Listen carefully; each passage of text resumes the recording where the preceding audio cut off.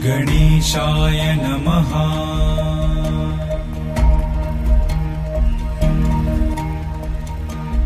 ॐ हिमकुन्दमृणालाभम् दैत्यानां परमं गुरुम् सर्वशास्त्रप्रवक्तारम् भार्गवं प्रणमाम्यहम्।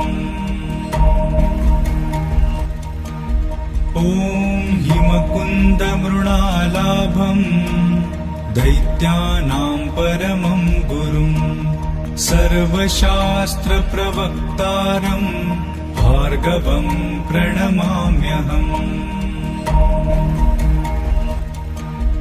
ॐ हिमकुन्दमृणालाभम् दैत्यानां परमं गुरुम् सर्वशास्त्रप्रवक्तारम् भार्गवं प्रणमाम्यहम्।